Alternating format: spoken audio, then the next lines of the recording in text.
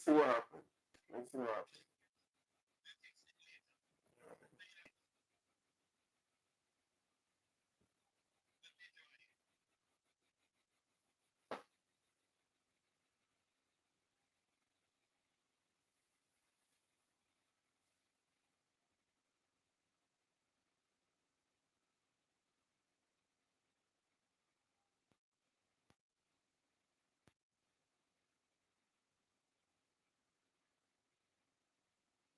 Am I on? Um, am I on live?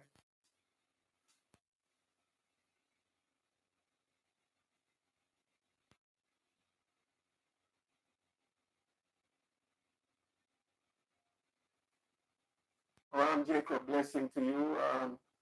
Good morning to all you out there on YouTube. I am Cecil or Trenchtown Boy, and this is my channel. I am Trenchtown Boy, and if it's the first time you're joining me, welcome to you. Thanks for joining me. And if you're a returning subscriber, I thank you more. I'm here today to tell you, thank you, Rupert. I see you, Rupert. I'm here to clear the air and break my silence about what happened to me in NYABOHANSE in October, from October 18th until I left. Today I'll tell you everything from the beginning of my experience until the end.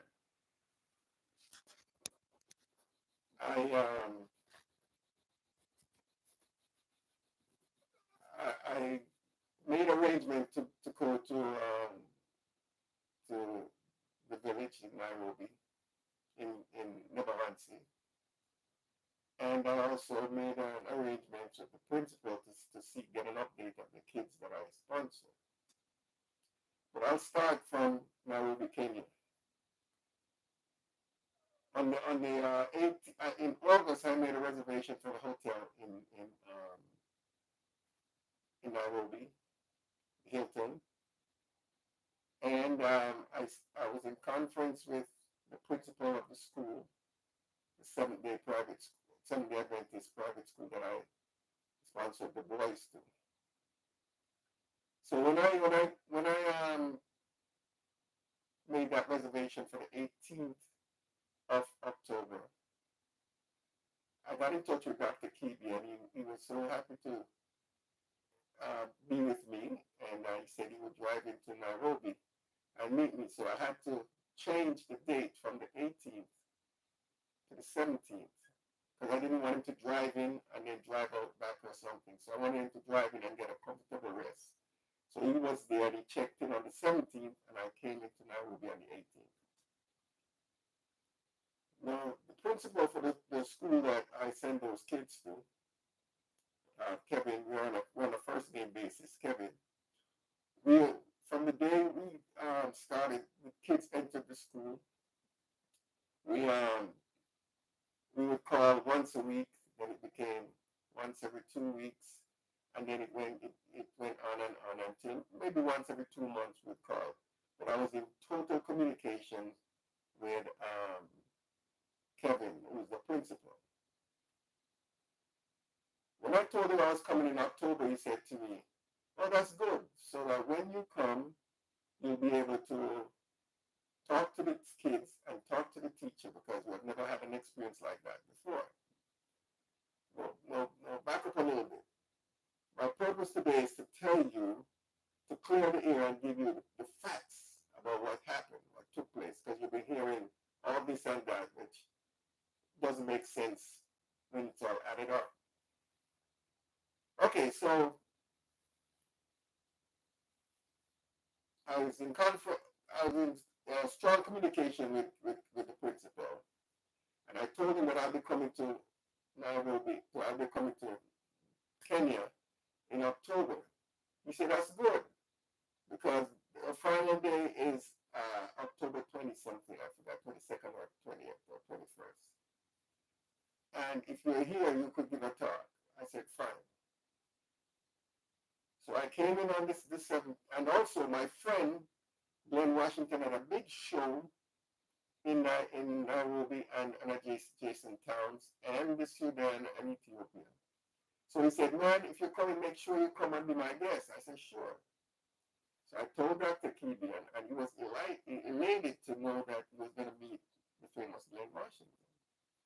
So after I flew in on the 18th, the show was on the 19th. So I was met by Kibi. We drove to the hotel. I loaded my stuff. And then we got in the car, stopped and get a bite to eat. And we drove over to the Catholic Church in Nairobi, and went to the studio where Glenn was rehearsing for his concert the next day. Dr. Kibi was so excited because he's going to meet his musical idol, which is Glenn Washington. So we went there, and after the rehearsal, we went and we had dinner. So I mentioned to Glenn that, Glenn, I take care of a couple of kids in Nairobi, NYABOHANSE village. And I'd love for you to come down there and do a show down there one time. And he asked me certain things about it, and I said, I don't really know, but I can find out for you. So I spoke to his manager, who was his wife, Jackie, and she said, sure, that would be nice. So I said, why don't you all come down there with us and get a look, and then next year when I have the big medical health fair, we can all come and incorporate everything. He said, that's a good idea, we'll see about that. We went to the show. That was the Saturday on the 19th, and we came back, left Nairobi one Sunday morning, midday, on the 20th for NYABOHANSE village. We drove for about 10 hours to NYABOHANSE. And because I knew that the Monday, that would be the last day of school, and I'd arranged with Kevin, the principal, that I'd come and I'd give a talk at the school. I thought we were going to go like 1 o'clock, but then in the morning, I got a call from Chacha's mom, and she said, the principal just called and said, we ought to come in earlier, between 8 and 9, because the kids who are boarding at the school, their parents are coming to pick them up between 12 and 1 p.m. I said, fine. So I called downstairs from the villa, and I told Dr. Kibi that, hey, listen, we got to go to the school before 9 o'clock. Okay. I spoke to Chacha's mom, and I said to her,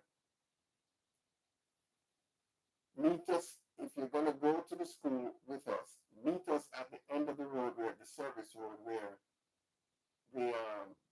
it's maintained by the county, because the road to the villa was in bad shape, and 3 persons in the car would be a little work for the car to maneuver over the bumpy roads and stuff like that, hitting the bottom of the car, etc., etc., etc. She agreed, and she walked up to the entrance of the road. We left, we picked her up, and drove off to the school. When she came in the car, we exchanged pleasantries, and we said, Dr. Kibi said to her, do you know where he asked her about the school, the directions to the school, and she told him. We drove to the school, we got in, and we met with the principal. So get this straight now. I did not go to the school unannounced or uninvited. I was invited from August of this year to come to the school because I was in total communication with the principal over the year, telling me all about their progress and what's needed to be done to improve them and make them better at their studies. I got there to the school, all 3 of us. It was Chacha's mom, Dr. Kibi, and myself. We sat in the principal's office, and he went over briefly what is going to go on for the day and what the kids have accomplished. I went in, and we had a small talk with the students and the faculty. Now, Dr. Kibi spoke, Chacha's mom spoke, and I did. I thought it was it was very well received. And for me, it was bittersweet because it was also refreshing for me to talk to the students and the teachers. But it also presented a nostalgic moment for me because I remember 67 years ago, I was about their same age, 4 or 5 years old.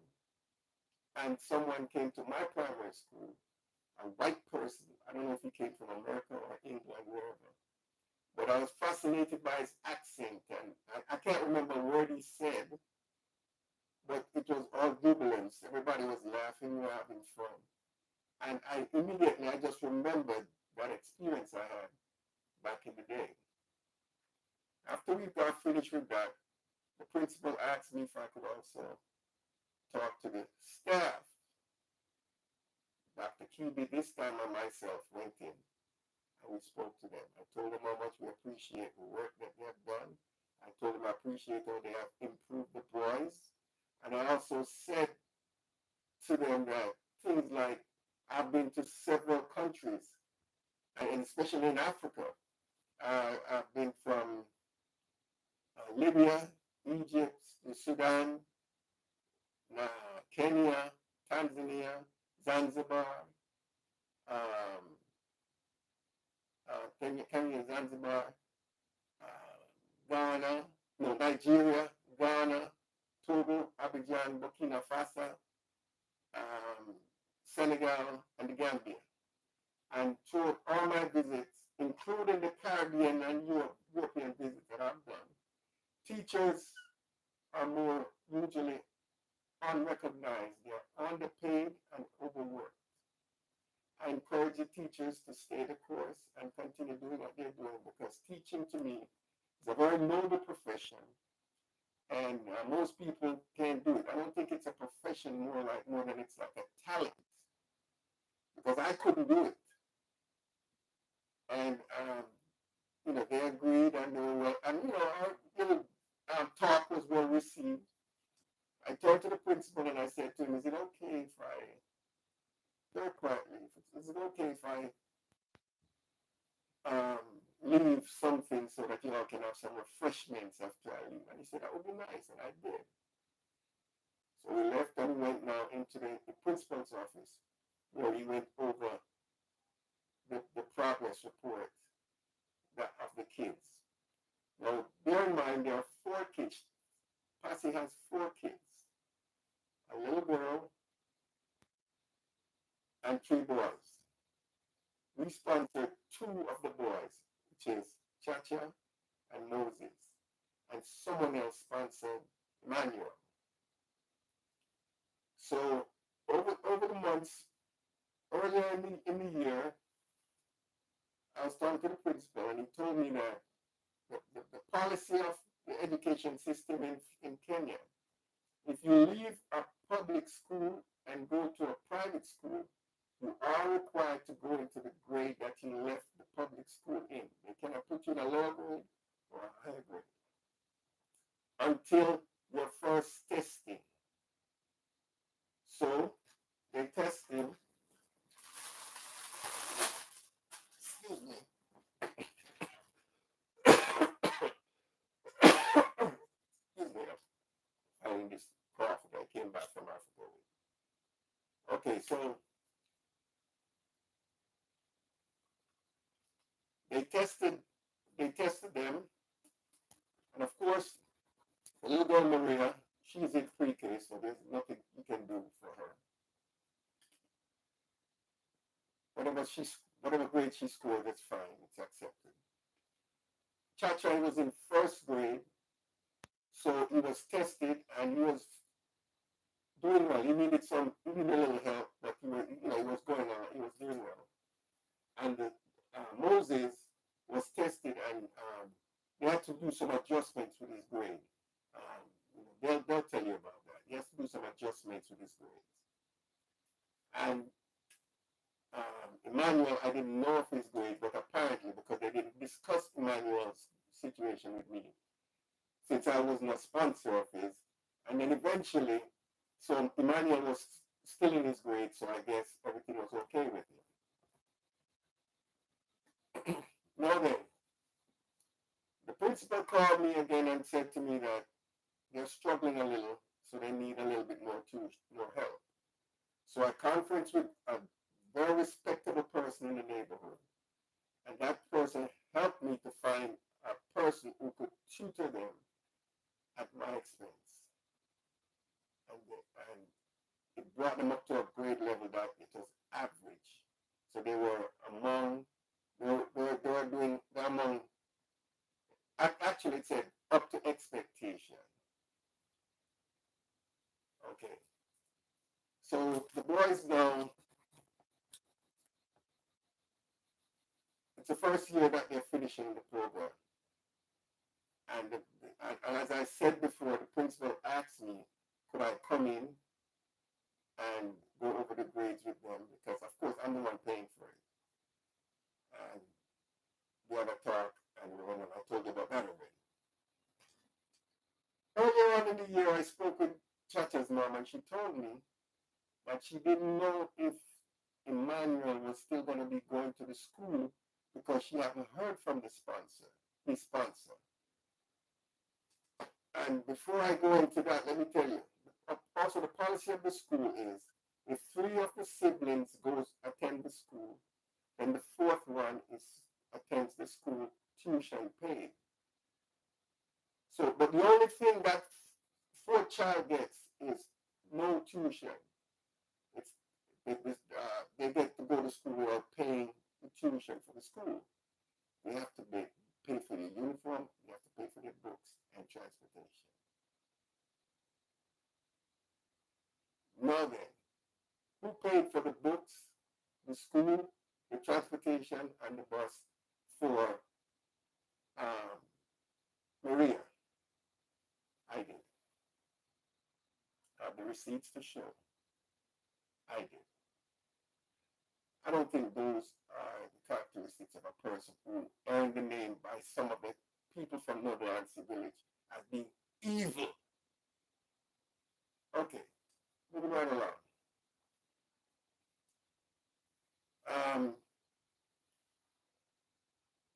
Also, bear in mind that those 4 children, were the only 4 children in the history of NYABOHANSE who got transportation. A bus came and picked them up and took them to school and dropped them off. However, the bus could not come down the path to their home because of the terrain. So it's normal for them to walk to the corner, to the entrance of the street, and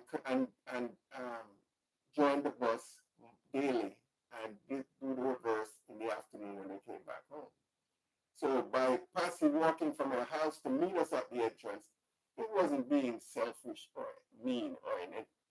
It was just the way.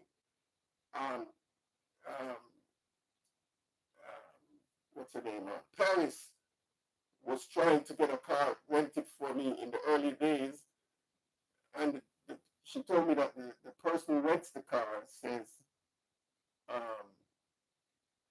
this car cannot drive on that road. So she just tell you how bad it was. And then of course later on when I got the grader to grade the street to the road, you saw the difference. It was night and day. So we're not even getting to that. So the principal was talking to us in the office, all 3 of us. However, he gave all the reports to Patsy because she is the parent of the children. He just discussed it with me, and since I didn't require to have them in my possession, all I wanted to know is my demand was their progress. That's all.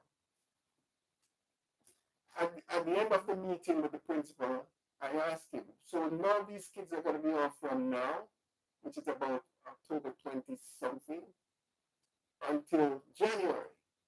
What are your plans for them so that they don't fall behind academically? He said, well, they have school and school starting the following week, but we have to pay for that. And but they don't have any bus to take them. So the bus will not, transportation will not take them. Right away I noticed that that would be a task, because I don't think, in my mind, I might be wrong, that she would be able to get them ready and get aboard a border or whatever and take them to school. I didn't see that. So I said to him, because I was going to pay for the things, pay for them. I missed one thing. When she told me that she don't know if Emmanuel is going to be going to the school because she haven't heard from his sponsor, I mentioned it to my wife, and my wife said, well, Daddy, that sounds like you. And believe you me, I have not said it to her. I mentioned it briefly to the principal. Should in case that he didn't get a sponsor, I was not going to make him not continue in the school that he was going. I was going to pick up his tuition also, just to keep all of them in line. I don't think that's the characteristics again of a mean and evil person. You be the judge. Okay. So after we finished talking to the principal, well, no, as the conversation went on, I asked the principal, what else can we do for the kids? And he said, well, we have books, workbooks that we sell to them. And the workbooks are labeled Monday, Tuesday, Wednesday, Thursday, Friday. And then you do every day you do 1 day's work, and the book is divided in two chapters. One is for what they previously did, and the other one is what they're supposed to be doing in the next year of school. So we'll be introducing them to the next curriculum, and then we're doing a review of the past curriculum. I said to him, okay, that's good. Although deep in my heart, I didn't believe that there'd be any structure there to insist that they do the work. But I said, oh no, if they have the books, they may do the work. If they don't have the books, they won't do the work. I asked him, how much are those books? And he said they're $1,000 each for the books. I said $1,000, I'm sorry. 1,000 shillings. 1,000 shillings each book. I did not buy 2 books. I'm sponsoring 2 kids. I bought 3 books. 3,000 shillings. And those are the 3 workbooks that they had. So they should go home now and start working from Monday. Start working on the first page, the second page, and so on. Tuesday, Wednesday, the 3rd page, and they'll be off on Friday, Saturday, Sunday, as they normally do. So they got the books. After the talk with the teachers, and we left the stuff for them to have some refreshments, I said to the principal, here's what I'm going to ask you to do. Sometime next year, by this time I thought I still was going to be involved.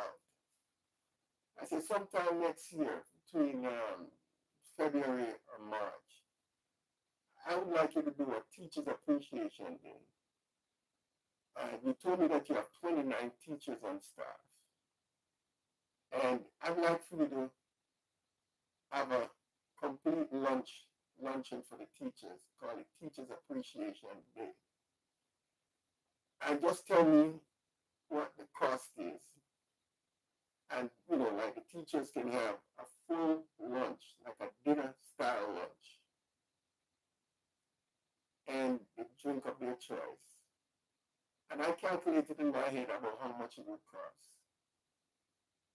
And I said to him, just tell me, and I'll send you the cost, the funds, and you make sure that you give them a Teachers Appreciation Day. Because, of course, those teachers work diligently, and they were very, very concerned about the betterment of those children. I could feel it. I could see it. He said, that's good. we'll do that. Up until now, that part hasn't changed. We left the school now. I thought everything was still good. And Dr. Kiba decided to stop and get some refreshments. Because we hadn't ate. I didn't eat all morning. Nobody ate because we're planning to leave later on in the afternoon. And now we have to leave early. So we didn't even stop for breakfast or anything. We stopped at this little, they call it a hotel, but I don't want to say hotel, especially in this kind of climate. So we stopped at this little eatery and they ordered stuff. Of course, Dr. Kibi was not going to be paying for it. He knows that, I know that, and everybody knows it. At first he said, Pastor, you're going to be paying. And she said, no, I'm not going to pay. Well, that wasn't expected. I mean, then I'd be cool to expect her to pay. When we stopped there, I asked Dr. Kibi not to film for personal reasons. He said he never used my GoPro at that point.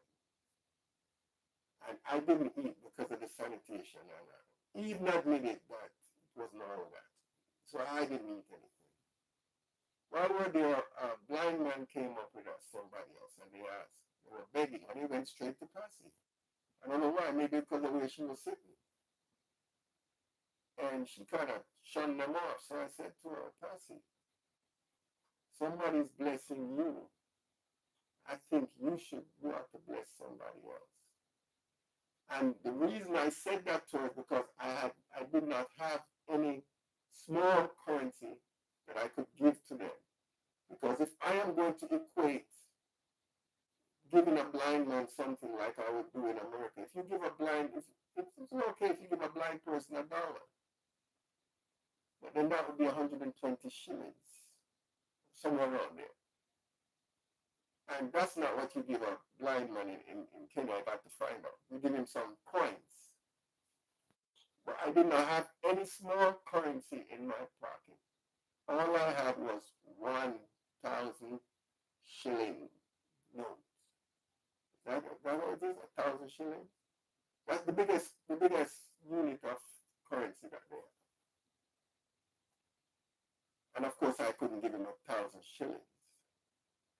Not that I couldn't, but you know what I mean. However, I said, Pastor, you should help somebody. And she said, I don't have any money. I said, Pastor, I know you have money, Pastor. And she said, no, you want to see? And she presented her pocketbook, and she opened her pocketbook.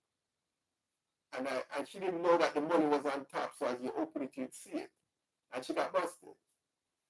No, okay, poor judgment. Yeah. All right. So that's something I do at home. I do with my wife all the time. I do with my daughters all the time. Daddy, I don't have any money. But they do. I know they have money. But sometimes they just want me to pay. But it's fine. I did it unconsciously. I didn't even realize. It's not that I grab her pocketbook and say, give me this pocketbook and open it. I did not even touch the pocketbook. Check the video. Okay. We left. We ate, left. I was looking for the beggars when I got the change after I paid the bill. But they were gone. I asked her if she knows where they are, and she said no, because we're going to drive and look for them so that I'll give them something. She said no. We left, and we came home. They got out of the car at the entrance and walked like they usually exit from the bus and walk home. And Dr. Kibi and I drove in the car, which was very rough for us, and we went into the village. Shortly after, Chacha came over by himself. But bear this in mind, the school wears a uniform. And everybody that goes to the school wears that uniform. So I brought some stuff for the boys. And although it wasn't mentioned, and I'll get to that point later on, it wasn't mentioned, I bought 2 pairs of sweatsuit for Chacha, 2 pairs of sweatsuit for Moses, 1 pair of sneakers for Emmanuel, and 1 pair of sneakers for Mary, and 2 pairs of sneakers for the 2 boys to match the sweatsuit that they wore, and the other things I gave to his mother. So when Chacha came over, and when I saw him at school, I said, "Why are you wearing those sneakers to school?" And Dr. Kibi said, well, it's his last day and they're not so fussy. And I can understand. If I was a little kid and I got a shoe from America, sure, I would wear it. Maybe I'd wear it to bed. Who knows? So when we went over to the villa, Chacha came. And this time he came in the sweatsuit with the matching sneakers. And we took some pictures of them. I took some pictures of him at the villa. And he stayed there with us. And we talked and stuff. And the next day, when I got up, I saw all 3 boys and 2 other little boys there. And they were running around in Marwa's place, up and down the stairs, all over, in the living room. So I called Marwa and I said to him, "Marwa, are these boys allowed to run around in the house like this?" And he said, "Oh, I did." And I told him, he said, "Oh, they're okay, they're just having fun." I said, "Oh, because they could run around in my house like this. I wouldn't, so that's why I call it a Friday." He said, "No, they're having fun. As long as they're not hurting themselves, they're okay." And then we got dressed and we left and we went to Border Town to buy some stuff. When I went there, I said to Gaiki, it was Dr. Kibi, Gaiki, and myself. I asked Gaiki, what are the things that those little boys like? And he said, "Oh, they love these cookies and blah, blah, blah, blah." So we brought them, especially for them. If they could take it home if they wanted.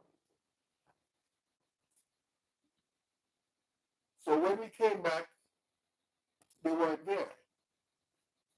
And as we got upstairs and started fixing something for me to eat, sure they show up.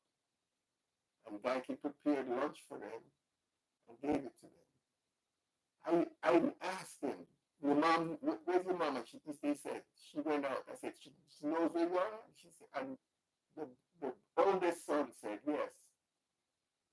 Later on, we get to find out that we took our kids and fed our kids, and we did not know, she didn't know where our kids were. That's what we heard. So they ate. They stayed around. We had a drone, and they were playing with the drone and everything, and then they left and they went home. The following day, Chacha, the previous day, Pastor came to pick up the stuff for the boys. And I named the things that I bought for them. Okay? Including the things I bought for her. She was asked by the famous journalist from the neighborhood, #1 journalist, one who has a PhD and a magna cum laude certificate in journalism, graduated from I heard he had 6 degrees in journalism. But anyway, he came and he interviewed her and he asked her, "So when you came to the village, what were some of the things that you picked up?" And she said, "Oh," and these are her exact words, "We picked up some," and she turned to somebody and then she gestured like this and turned, and they must have told her a brush for the teeth. She said, "Brush for the teeth and some Colgate and some," listen to me now, small stuff." So, exactly. Watch the video. What she got was she had 3 packages of toothbrushes, and each pack had 6 in each. Each pack had 6. So she had 18 toothbrushes and 3 or 4 tubes of Crest toothpaste. Not Colgate, but that's understood. People call all toothpaste Colgate. Some people call all hot tub Jacuzzi. And some people call all nail polish Q-Tex. So that's nothing wrong with that. But notice what she said she got. Okay. They went on to say that we hijack her kids and it's, Mr. Cecil should have not come to the village and snatch people's children and I have 8 grandchildren and I have 4 kids and I've raised several kids.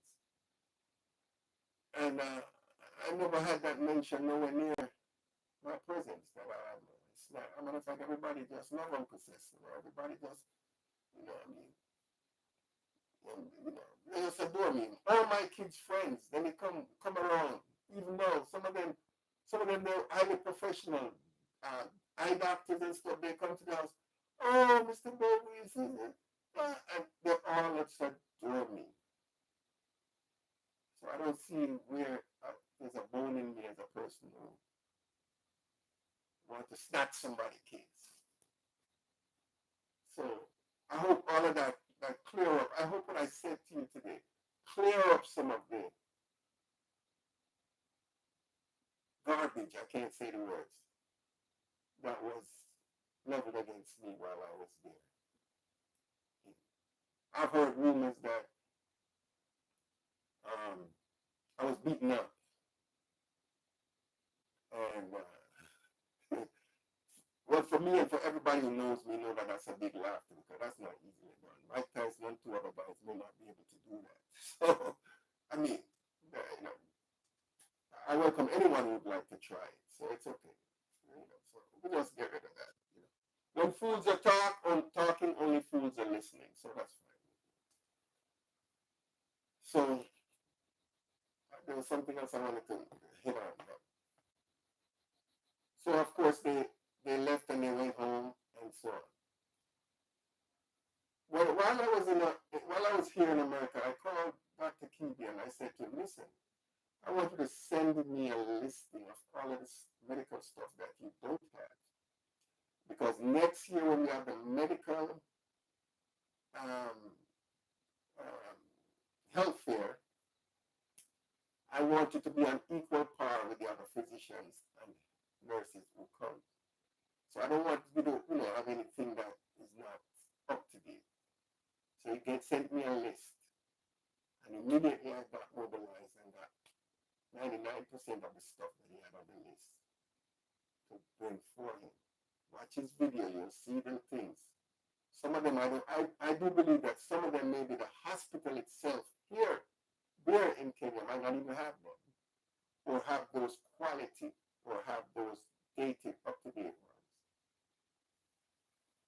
ones. So remember, bear in mind now, in November next year, this is what we had planned. We had planned for a health fair.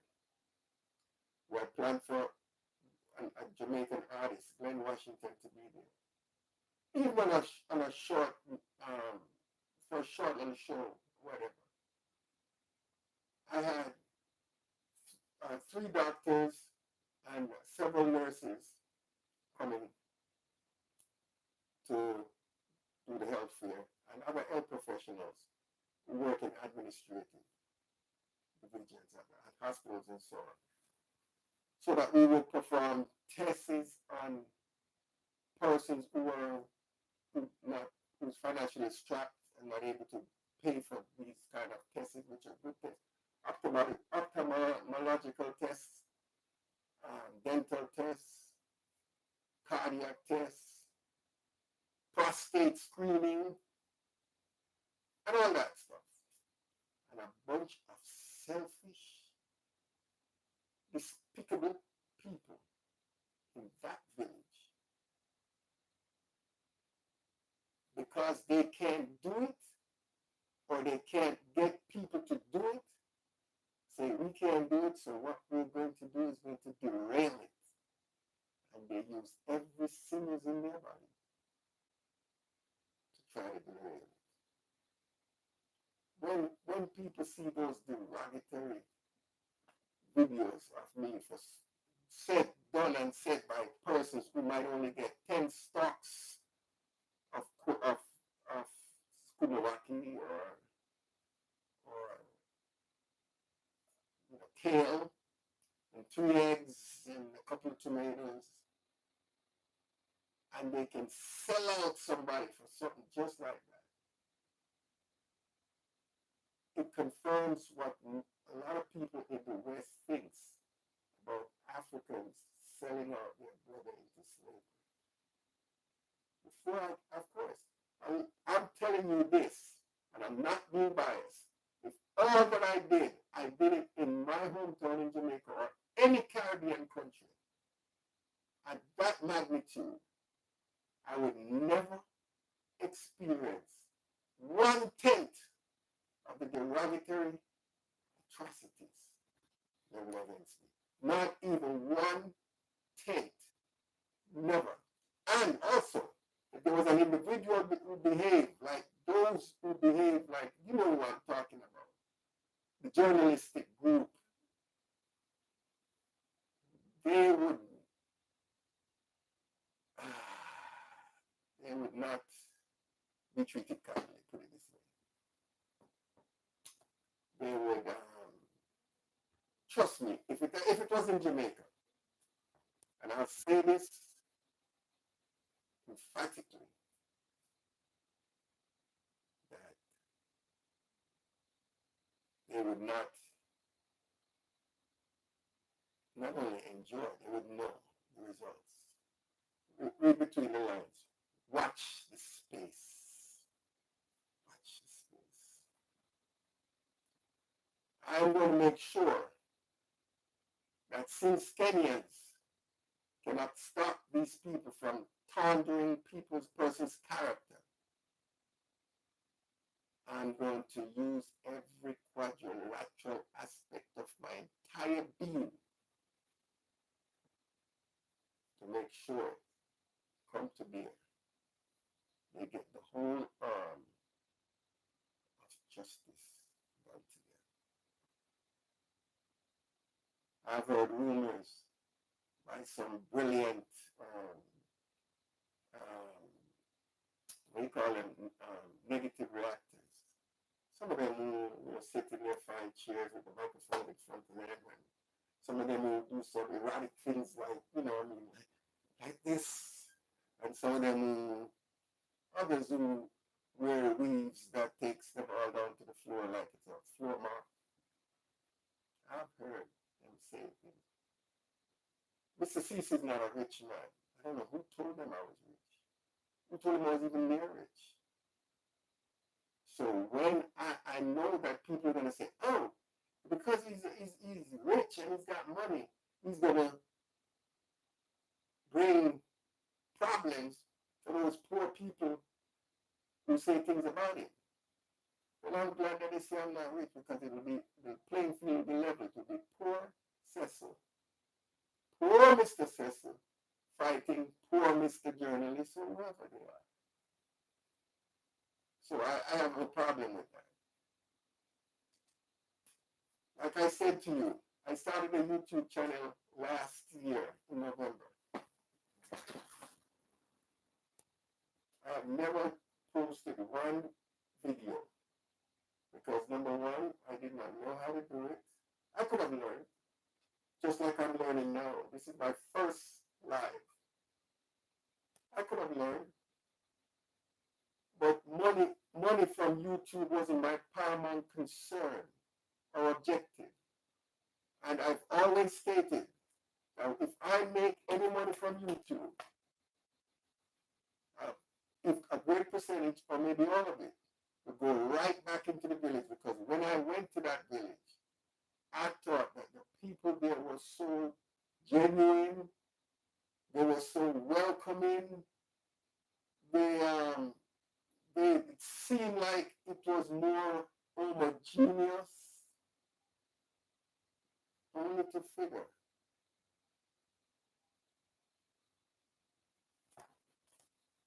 that it was nothing near that. You have decent people who they target, decent, respectable, religious, humble people, and they target their character, they call them names,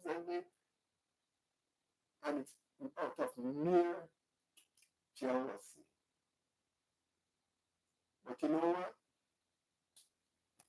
They join YouTube and they get a $30 or $50. And that $50 may turn out, when you work it out, it might be about 6,000 shillings. They don't want to work anymore because now they have 6,000 shillings. So they have a little business. That business is gone to the side. It's not important. Now we can make 600 shillings. And people come and tell them all they can do. Don't tell me what you can do. Show me what you can do. And one of these, you're going to see they're going to be falling one after the other because they're going to be promised a rose garden and they're going to get a thorn garden. That's what they're going to get. A garden full of thorns rather than a garden full of roses. Mark my word. Because it's easy for me to say, you know what? I'm going to build a playground for the kids. If you disassociate yourself from certain people. And of course, when you disassociate yourself from them and you can't become united with them anymore, I changed my mind. And then what happened to you? You're left with your drawers down. That's what happened. You're caught with your pants down. And you're left hanging. Because you can't go back to the people who you disgrace. You're going to have to reach the people who promise you. And if you remember, if you never heard this thought before, a promise is a comfort to a fool. Let that sink in. So, I think and I hope that I have cleared up some of the nonsense. I'm hoping to continue giving you some more content, videos. I'm new to this, and I will make mistakes. I will say things, but if I say things and I'm proven to be wrong, or I am admonished, and I realize that what I said worked, it's nothing for me to say, I misspoke, you misinterpreted, you drew the wrong inference from what I said. Okay? But I'll tell you one thing. Nobody knows this more than my wife and myself. Our intentions for those boys and anyone who we had sponsored was nothing more than noble. Nothing more. But there are certain people who you cannot help. You cannot help them. And there are certain things that you cannot do for certain people. One, Mama did a video, and that video said, this video made me cry. It was in January of this year. I admonish you to go. I implore you to go and view this video. When you sponsor a child to go to school, the parents of that child or children that you sponsor should be able to step up to the plate and fill the gaps that are created. If you're a person who cannot afford to maintain the standard of the school, it's a waste of time sponsoring that child. It's better if they stay in public school where you can go anyhow, looking anyhow, and go wherever you feel like. But if there are obligations set in the school where you have to appear a certain way, you have to be studious, and you have to do certain requirements, if you can't get set up, if you can't fess up to those obligations, you are wasting your time. You're actually throwing powder on Blackbird. all he's going to do is shake it off and the bird will still be a black bird. So bear that in mind. When sponsoring, if you choose to sponsor, think of a building. So you improve the building so the building will always be there. Improve the infrastructure. Improving, I'm not saying every parent now, because if somebody had sponsored my child, I would do everything. I'd do backflips to make sure that that child stays in that environment.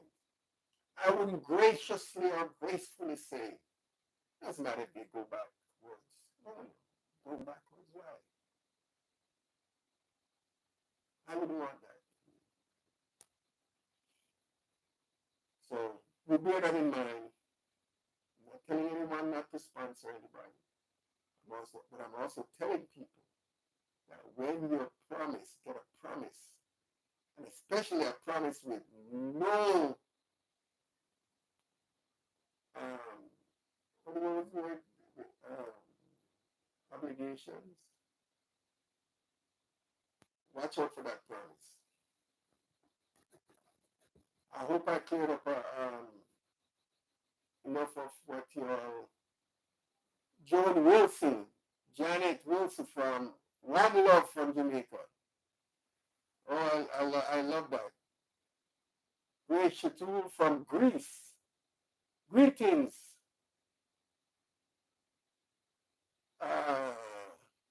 Colette West. I see, Cecile. Tears will never go in vain. The wicked girl. Oh, we don't want to classify anybody on this channel who's by those names. I appreciate your comment, but I don't want to classify anybody. You cannot begin to imagine the response I'm getting. But like I'm saying, there's always two sides to a story. I wish I could get into the part about the pictures, the so-called pictures, but I can't. I'm advised by somebody. I'm not allowed to speak about that. But that will come out in the wash. We have a lot of proverbs in Jamaica. And proverbs is just old-time saying. The higher the monkey climbs, the more he exposes. Fire there must no steal and think a cool breeze. The rain is falling, but the dirty tough. And on and on and on. I want to thank everybody for you joining the live. I really appreciate you. Being a subscriber for me and taking me up to a certain level is not to put me in any rat race. Because as you see, I've been back from Kenya quite a bit, a couple of weeks. And I've been putting out a video. But I want you all to know anything that I put out, it's facts. And it can be, it's also documented, and it can be presented at any moment. I would like to go on and on and on because it seemed like the response, I'm having some eye issues because I had eye surgery on my eye. Nobody punched me in the eye. What happened was I had a cataract and they took the lens out and they put a new lens in my right eye. Nobody punched me in the right eye as some idiots. Jackrabbit, knobberhead, nincompoop said. Okay? So they had to do the corrective surgery on it so that I'd be able to see 20/20 so I could read anything without glasses. In the meantime, I have to wear my glasses. And it's a challenge reading that fast and stuff like that. But we'll go over that. I'm in my office. at home. And I mean, now that I'm doing this first live, Patricia Smith, hello, Mr. Cecil. You're from London and, oh my goodness, I'm seeing people from all over.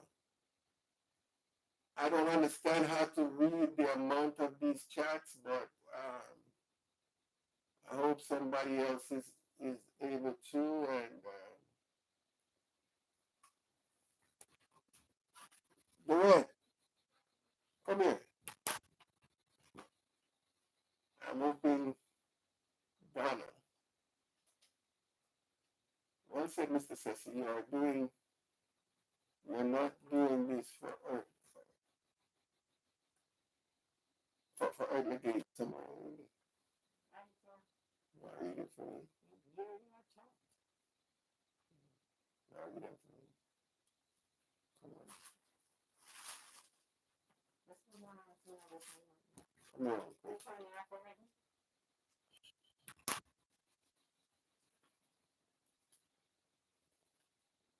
Yes. I'm getting a little help here with my video. No. Don't do that.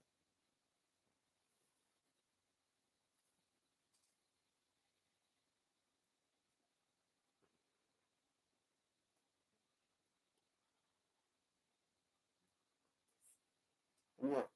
Are you done with NYABOHANSE? I would want to say no, but it's hard. Reason why I'd say no is because there are a lot of people in NYABOHANSE who's calling me up, asking me to continue to do it. But it depends it depends, because when I call my resources and tell them about, and they call me and tell me what they see people are saying about me and stuff like that. And they know me. I'm talking about persons of renown. I associate myself with upwardly mobile people. And, that's why I'm able to get anything I ask for. If I ask them right now, if I was to tell my sources that I need $50,000 to build a building in there, I can bet my life I could put it up and guarantee that I could get that money. Believe me, it might not be 1 month, 2 months, 3 months, 4 months, but I guarantee within a year I could get that $50,000. A matter of fact, I would be surprised if I get 1,000 from 50 people. Yes. But I want to make one thing sure. One thing certain. Marwa and his family are my family. You cannot pay me enough, or trick me enough, or shenanigans me enough, or obia me enough, or what's the word they use in Ghana? Juju me enough, or do anything enough to get that bond broken. Don't even try it. You're barking at the moon, so it's basically just forget that thought. All right? My dream of NYABOHANSE was to make NYABOHANSE be the best village, the dream that everybody in Kenya wants to run to. And just a few people in my country, if we had people like those who are trying to stop this social upliftment in the neighborhood, I guarantee you would have a meeting with a medical examiner in a vertical position. No, in a horizontal position. I don't want to sound too threatening. I don't want to sound too violent. I just want to tell you like it is. So from now on, every Saturday, I'm going to try to do a live, and I'm going to try to Q&A. I'll find out which is better. I don't understand. And tomorrow, I'll be on somebody who became a friend of mine, his channel, and the guest speaker is on his channel, and his name is I am Rupert. I am underscore Rupert. So I'll say it again. I am underscore Rupert. If you're not in his chat or you don't subscribe to him, please go ahead and subscribe to him. A very good, dedicated guy. He was introduced to me by Jamaican uncle.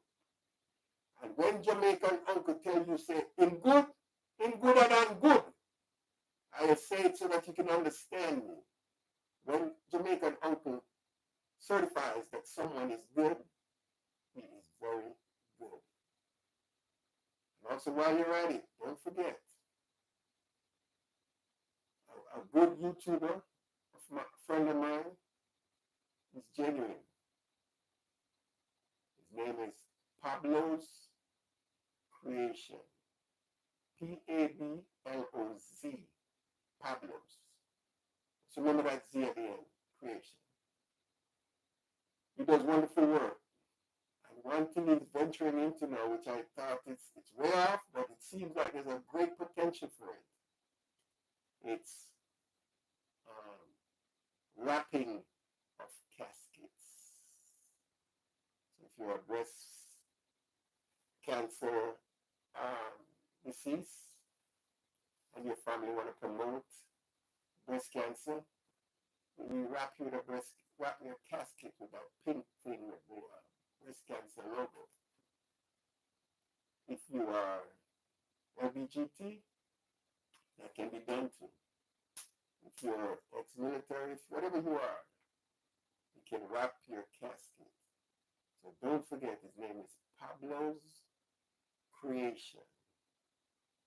Check him out. Also check all the other people in my orbit.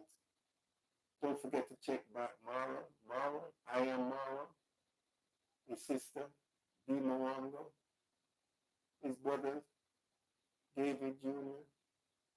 Don't forget to check all of it. If you're a first-time subscriber, if you just stumble onto my channel, please check those. It doesn't harm me if they get subscribers. It doesn't matter, because what is for me is going to be for me, and that's it. It doesn't matter. I would like to see them be uplifted.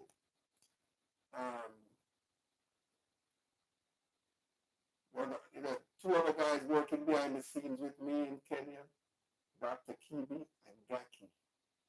Look out for them two on their channels. And I think I'm going to be bringing this to an end. I've been talking to you now for 1 hour and 3 minutes. I take it up to 1 hour and 5 minutes, so we still have 2 more minutes. Maybe I take it 10 minutes. So at 1:10, we will. That's not right.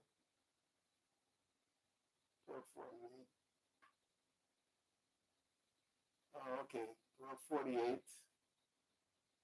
Okay, so 12:48. So we'll end this live at 2 o'clock. So at least we have another 12 minutes left. So we can still go on.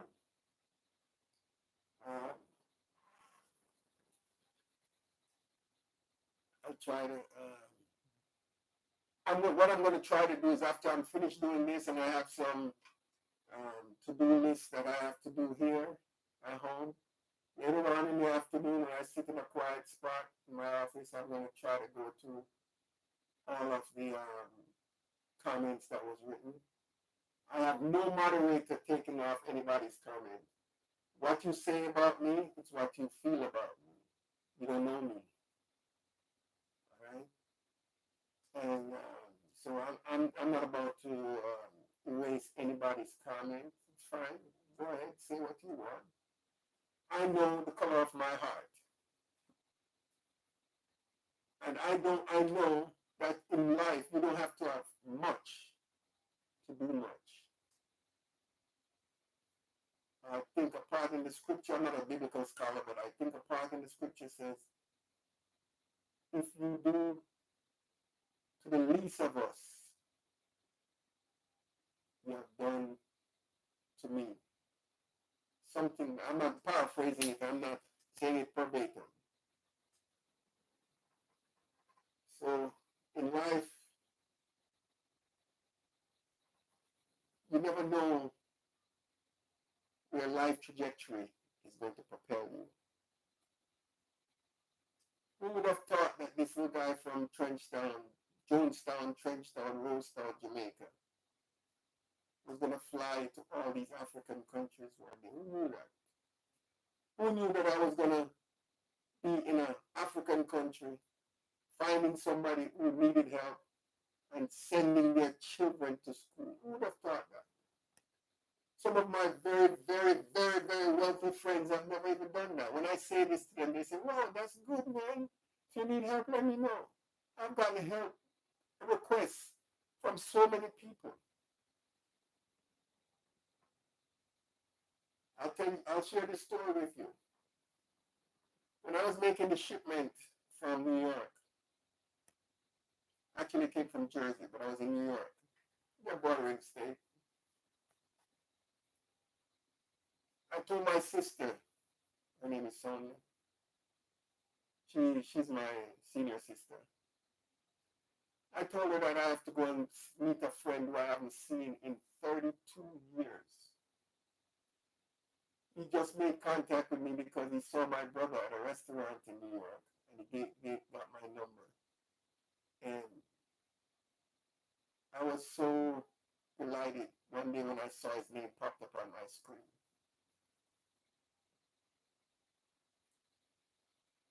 So I told him what I was doing, and he said, what? That's great, man, I got you. So he said, well, yes, I'm in New York. He lives in Connecticut, another bordering state.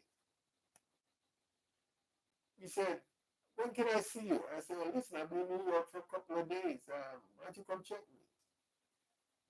He said, okay. We arranged to meet in a parking lot. My sister was with me. And when he came down and see me, we hugged, you would think they were two gay guys. I haven't seen him in 34 years. So he said, listen, man, before you go any further, put this in your pocket. My shirt didn't have a pocket. So I stuck it in the side pocket. We talked, it was pouring rain. And I went back in the car, and he left because he had to go pick up somebody else, and he was so glad to see me. And we made contact several times. I said to my sister, count this for me. And she started counting. And said 1, and I thought she was going to stop. 2, I thought she was going to stop. 3, I thought she was going to stop. 4, I still think she was going to stop. 5, $500 to the cause. What type of people are you?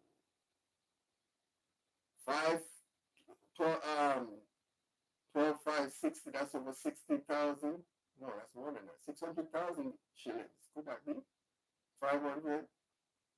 No, 12, right. 60,000 shillings.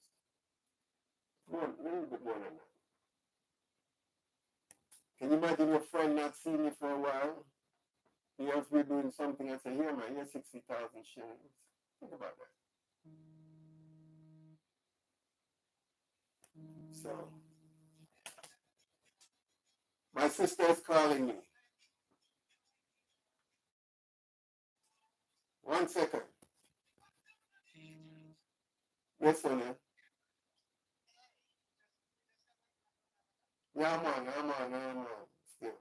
Yes, I'm on. I have to talk to you when I'm finished.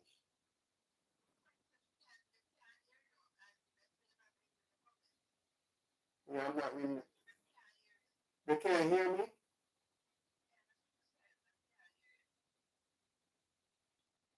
Okay. All right.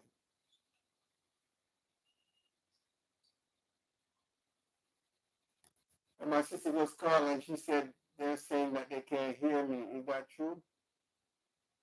Can somebody tell me in the comments? I mean, all I said was not.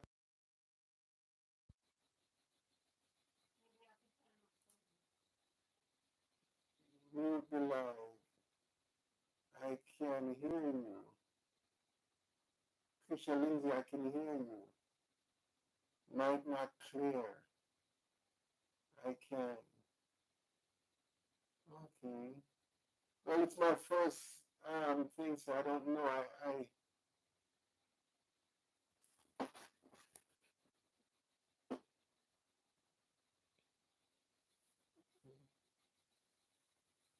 Rupert, if you're on, can you tell me if you can hear me?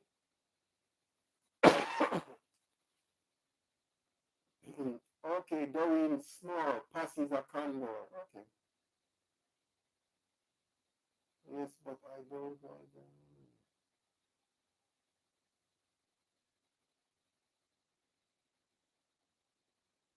I can hear you, Mr. Cecil. After everything, the sound is better now. I can hear you now. I can hear you now. Okay, it seems like y'all can hear me. I don't remember where I was. Can you hear me? You can't hear me?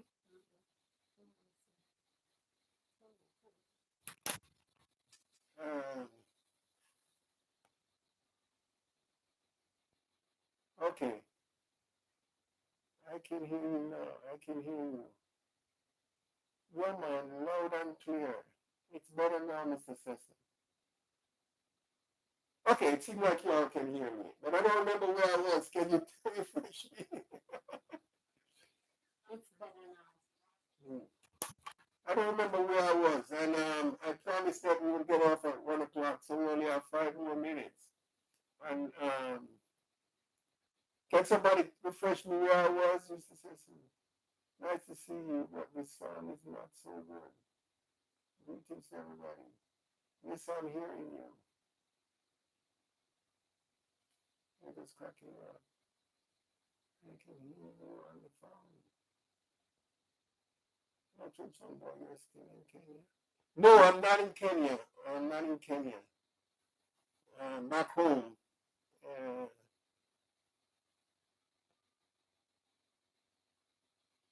I say I show myself to be extremely greedy and dishonest.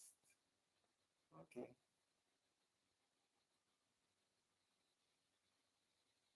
You mentioned about a friend you haven't seen in some time.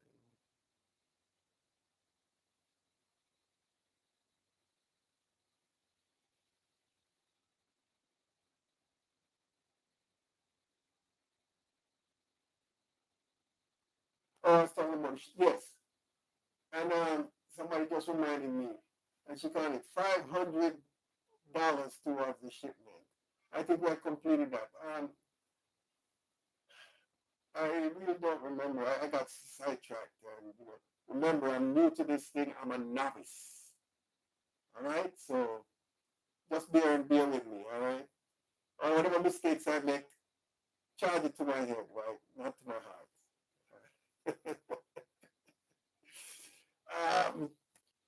Well, I got totally discombobulated. I mean, oh my goodness. All right. So all I'm going to do is I'm going to end this live stream. Watch me tomorrow or listen for me tomorrow on IAM_Rupert. And we'll pick it up from there. Thank you for your time. Thank you for listening. I hope I wasn't that boring. My channel is Trenchtown Boy. Go on and bring me up to whatever the figures are. I don't even remember. Maybe 10,000, whatever. And whatever you do, whatever contribution or whatever you do to my channel, remember, it's not going in my pocket to buy a Rolls Royce. I have everything that I ever needed. My daughter asked me the other day, Daddy, what do you want for your birthday? What do you want for Christmas? Nothing. I don't need anything. I said to her, you know what? always buy underwear or t-shirts. She said to me, Daddy, you have so much of that. I'm brand new in the practice. I don't know what else to tell you. I don't need anything. I have everything that I want. All I need is just help and be able to help somebody. Because like I was saying, all your life, it's all represented by just one little dash. That's it, one little dash. And that dash is the dash between the year you were born and the year you die. So no matter how you live or what you do, you're all going to be remembered and represented by that little dash. So think about it long and hard, how the things you like to say. Because you never know how much that little dash is worth. You never know.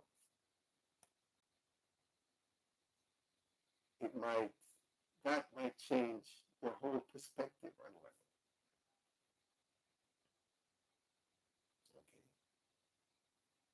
So be kind, be loving, be generous, but most of all, be honest and maintain your integrity. Thanks a million for watching, and don't forget to like and subscribe to my channel. I am Trenchtown Boy. Trenchtown Boy is the channel. Trenchtown, and I'm proud to know that I came out of Trenchtown because that was the university of all universities.